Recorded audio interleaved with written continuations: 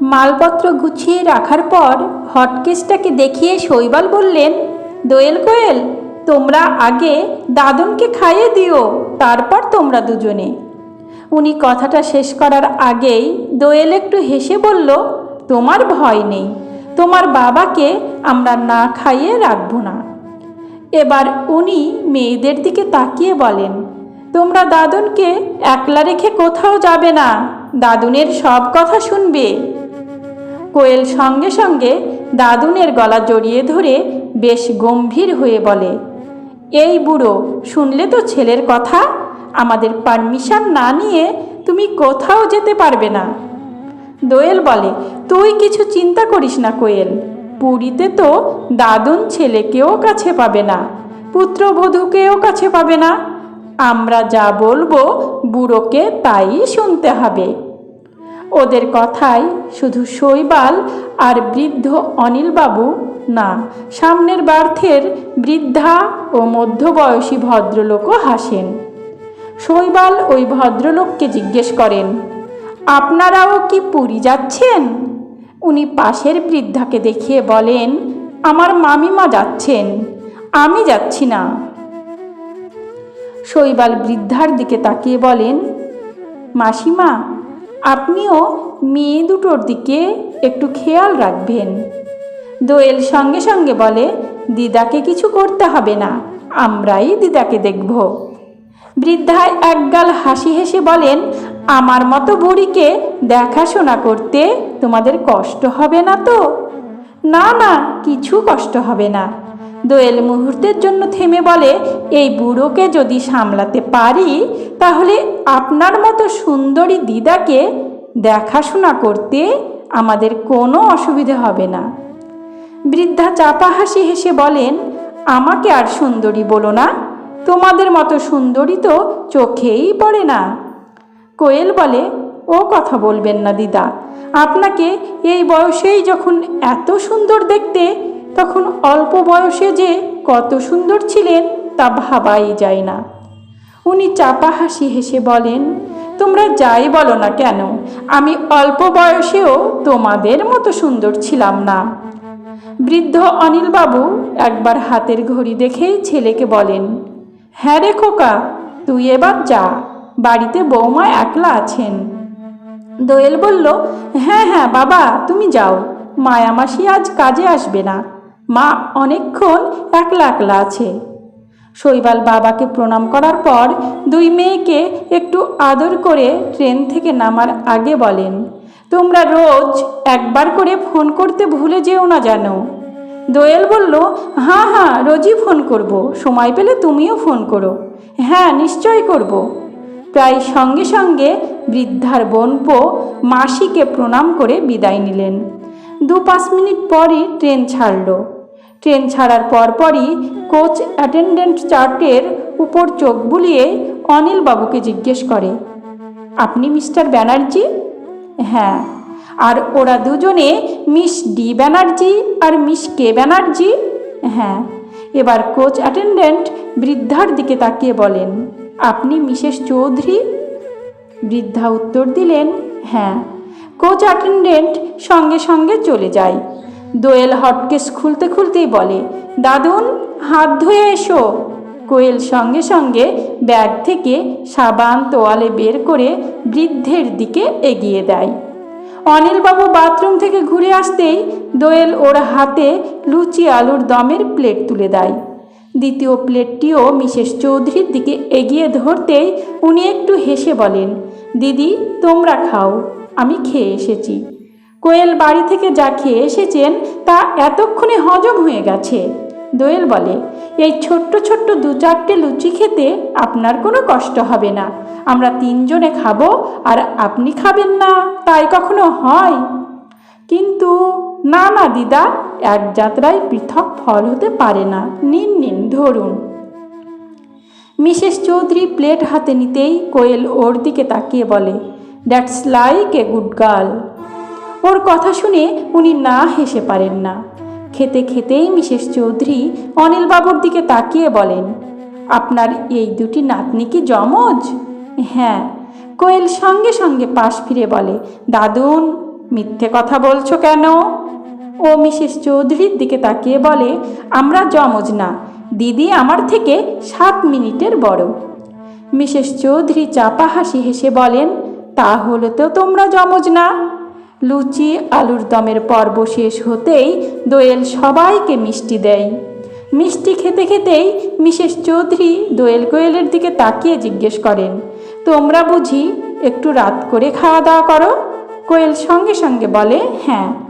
দোয়েল বলে, 10টা পর্যন্ত তো আমরা পড়াশোনাই করি, তারপরে আমরা সবাই মিলে একটু আড্ডা দেবার পরই সবাই একসঙ্গে খেতে বসি। তোমার দাদুনও অত রাত্রে খাওয়া দাওয়া করেন? ও হাসতে হাসতে বলেন, আমরা 2 বউ দুপাশে না বসলে তো বুড়ো খেতেই পারে না। কোয়েল সঙ্গে সঙ্গে বলে, জানেন দিদা, এই বুড়ো যেমন আমাদের দুজনকে দুপাশে না নিয়ে ঘুমোতে পারে না, আমরা দুজনও বুড়োকে কাছে না নিয়ে শুতে পারি না। তোমাদের দাদুন সত্যি ভাগ্যবান। এতক্ষণ চুপ করে থাকার পর অনিলবাবু মিসেস চৌধুরীর দিকে তাকিয়ে বলেন, হ্যাঁ সত্যি আমি ভাগ্যবান। শুধু এরা দুজনে না, আমার ছেলে আর পুত্রবধূও অসম্ভব ভালো। দাদুনকে শুয়ে দেবার পর দোয়েল কোয়েল উপরের বার্থে যায়। দোয়েল বার্থের বাইরে মুখ নিয়ে মিসেস চৌধুরীকে জিজ্ঞেস করে, দিদা আপনি কোথায় উঠবেন? আমি বরাবরই হালদার মশাইয়ের পুরী হোটেলে উঠি। ও একটু উত্তেজিত হয়ে বলে, আমরাও তো পুরী হোটেলেই উঠব। কোয়েল সঙ্গে সঙ্গে বলে, দিদা আমরা পাশাপাশি ঘরে থাকব, আপনি পাশের ঘরে থাকলে খুব মজা হবে। মিসেস চৌধুরী একটু হেসে বলেন, তোমাদের দুজনকে কাছে পেলে তো আমিও আনন্দে থাকব। হ্যাঁ, ওরা পাশাপাশি ঘরেই থাকেন। একসঙ্গে খাওয়া দাওয়া, গল্পগুজব আর সমুদ্রের ধারে জগন্নাথ মন্দিরের আশেপাশে ঘোরাঘুরি করে 2-3টে দিন বেশ কেটে যায়। সেদিন সকাল থেকেই আকাশ মেঘলা। বাইরে না বেরিয়েই ঘরে বসেই ওরা সবাই গল্পগুজব করছিলেন। হঠাৎ কথায় কথায় মিসেস চৌধুরী অনিলবাবুর দিকে তাকিয়ে জিজ্ঞেস করলেন, দাদা বৌদিকে সঙ্গে আনলেন না কেন? উনি একটু ম্লান হাসি হেসে বললেন, সে বহুকাল আগেই মারা গিয়েছে। উনি মুহূর্তের জন্য থেমে বলেন, আমার ছেলে যখন মাত্র 6 বছরের তখনই আমার স্ত্রী মারা যান। কথাটা শুনেই মিসেস চৌধুরী অবাক হন। সঙ্গে সঙ্গেই উনি প্রশ্ন করেন, তখন ওইটুকু বাচ্চাকে কে দেখাশোনা করতেন? অনিলবাবু জবাব দেবার আগেই দোয়েল বলে, দাদুনি তো বাবাকে মানুষ করেছেন। ও প্রায় না থেমেই একটু হেসে বলে, বাবা তো আমাদের 2 বোনকে সব সময় বলেন, তোমাদের চাইতে তোমাদের দাদুনকে আমি 1000 গুণ বেশি ভালোবাসি। মিসেস চৌধুরী একটু হেসে বলেন, এটা উনি মজা করে বলেন। কোয়েল বলে, না না দিদা, বাবা সত্যি দাদুনকে অনেক বেশি ভালোবাসে। দোয়েল ডান হাত দিয়ে দাদুনের গাল টিপে আদর করে মিসেস চৌধুরীর দিকে তাকিয়ে একটু চাপা হাসি হেসে বলে, বাবা মা যাকে ইচ্ছে ভালোবাসুক, আমরা এই বুড়োকে নিয়ে মহা সুখে আছি। ওর কথা শুনে মিসেস চৌধুরী একটু হেসে বলেন, সে তো আমি নিজের চোখেই দেখছি। উনি একটু থেমে অনিল বাবুর দিকে তাকিয়ে জিজ্ঞেস করেন, আপনার স্ত্রী যখন মারা যান তখন আপনার বয়স কত? ঠিক 30। মাত্র 30? হ্যাঁ, ওই বয়সেই তো অনেকে বিয়েই করেন না। মিসেস চৌধুরী প্রায় এক নিঃশ্বাসেই প্রশ্ন করেন, আপনি আবার বিয়ে করলেন না কেন? অনিলবাবু একটু হেসে বলেন, মা জোর করে বিয়ে না দিলে আমি বিয়েই করতাম না। দ্বিতীয়বার বিয়ের কথা আমি স্বপ্নেও ভাবতে পারি না। কোয়েল সঙ্গে সঙ্গে প্রশ্ন করে, দাদুন তুমি বিয়ে করতে চাওনি কেন? এমনি। ইস কি আমার সাধু। দোয়েল গম্ভীর হয়ে বলে, দাদুন আমরা কচি বাচ্চা না, আমরা মাধ্যমিক পাশ করে কলেজে পড়ি, আমাদের বোকা বানাবার চেষ্টা করো না। সত্যি করে বলো তো কেন বিয়ে করতে চাওনি? বৃদ্ধ হাসতে হাসতে বলেন, সত্যি বলছি বড় বউ, আমি এমনি বিয়ে করতে চাইনি। কোয়েল ফৌজদারি উকিলের মতো জেরা করে, সত্যি করে বলো তো, কোনো মেয়ের প্রেমে পড়েছিলে কি না? ওরা প্রশ্ন শুনেই শুধু অনিল বাবু না, মিসেস চৌধুরীও হো হো করে হেসে ওঠেন। দাদুন হাসি দিয়ে ছোট বউকে ভোলাতে পারবে না। আমার কথার জবাব দাও। সত্যি বলছি ছোট বউ। বৃদ্ধকে কথাটা শেষ করতে না দিয়েই দোয়েল বিদ্যুৎ গতিতে ওর দুটি হাত ওদের দুই বোনের মাথায় চেপে ধরে গম্ভীর হয়ে বলে, আমাদের মাথায় হাত দিয়ে মিথ্যে কথা বলবে না। বৃদ্ধ একটা চাপা দীর্ঘশ্বাস ফেলে একটু ম্লান হাসি হেসে বলেন, হ্যাঁ বড় বউ, আমি সত্যি একটা মেয়েকে ভালোবাসতাম। দোয়েল সঙ্গে সঙ্গে বলে, that's like a good boy. Koel বলল, তোমার মতো হ্যান্ডসাম ছেলে যৌবনে প্রেমে পড়েনি তাই কখনো হয়? ওদের কাণ্ড কারখানা দেখে মিসেস চৌধুরী শুধু হাসেন। দোয়েল বৃদ্ধের মুখের সামনে মুখ নিয়ে প্রশ্ন করে, যে মেয়েটিকে ভালোবাসতে তার নাম কি? শিউলি। কোয়েল চিৎকার করে বলে, হাউ রোমান্টিক। দোয়েল আবার প্রশ্ন করে, উনি নিশ্চয় খুব সুন্দরী ছিলেন? হ্যাঁ বড় বউ, শিউলি খুবই সুন্দরী ছিল। বৃদ্ধ অনিলবাবু মুহূর্তের জন্য থেমে একটু হেসে বলেন, ও লেখাপড়ায় যেমন ভালো ছিল সেরকমই ভালো গান গাইতে পারত। কোনো মতে হাসি চেপে কোয়েল জিজ্ঞেস করে, কিভাবে তোমাদের ভাব হলো? বৃদ্ধ চাপা হাসি হেসে বলেন, আমার বাবার মতো শিউলির বাবাও রেলের ডাক্তার ছিলেন। আমরা পাশাপাশি বাংলোয় থাকতাম। প্রথম যখন আলাপ হয় তখন তোমাদের বয়স কত?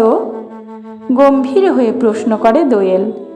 আমাদের কারুরই বয়স বেশি ছিল না, বলতে পারো কিশোর কিশোরীর প্রেম, কিন্তু দুজনেই দুজনকে খুব ভালোবাসতাম। কোয়েল হাসতে হাসতে বলে, দাদুন তুমি কি পাকাই ছিলে। যাই বলো ছোট বউ, শিউলিকে দেখলে বা তার সঙ্গে মেলামেশা করলে তোমরাও তাকে না ভালোবেসে থাকতে পারতে না। দোয়েল প্রশ্ন করে, শিউলিকে বিয়ে করলে না কেন? আমার বাবা তখন কলকাতা থেকে ধানবাদ বদলি হয়ে গেছেন। আমি বেনারস হিন্দু ইউনিভার্সিটিতে পড়ছি। ওই সময় হঠাৎ জানতে পারলাম শিউলির বাবা মা অ্যাক্সিডেন্টে মারা গিয়েছেন। ও মাই গড! দোয়েলের মুখ থেকে কথাটা বেরিয়ে যায়।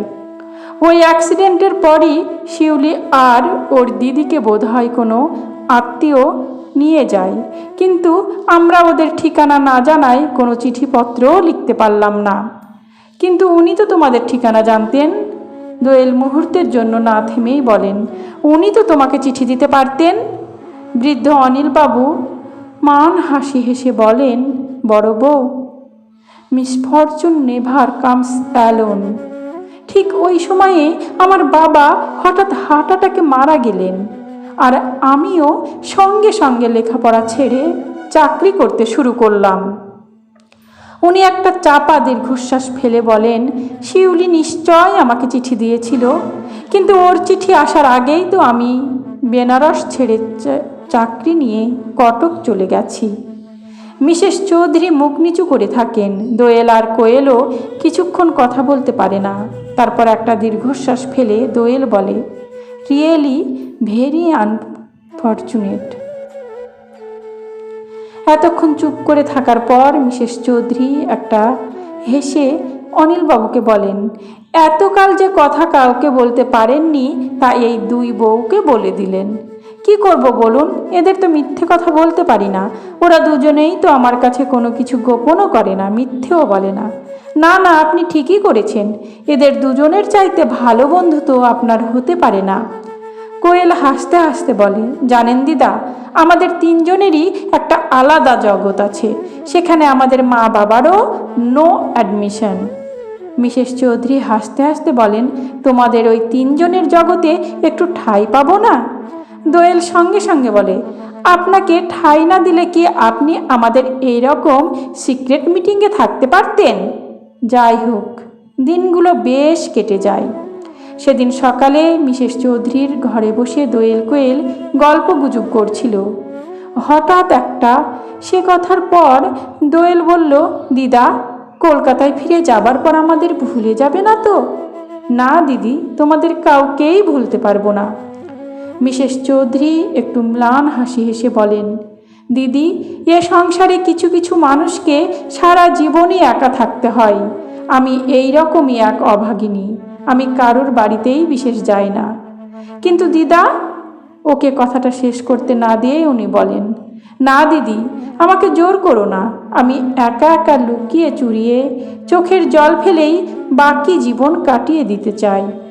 উনি দুহাত দিয়ে ওদের দুজনকে বুকের কাছে টেনে নিয়ে বলেন, তোমাদের সঙ্গে কটা দিন কাটিয়ে যে আনন্দ পেলাম তা সারা জীবনেও পাইনি।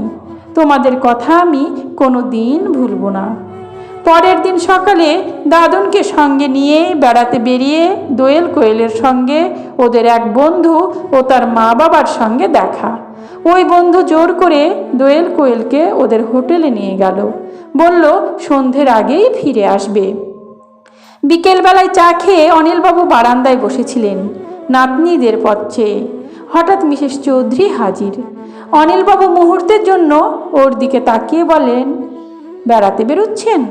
আমি কলকাতা ফিরে যাচ্ছি। আজই? হ্যাঁ। উনি মুহূর্তের জন্য থেমেই হঠাৎ নিচু হয়ে অনিলবাবুকে প্রণাম করেই ম্লান হাসি হেসে বলেন, আমাকে চিনতে পারলে না?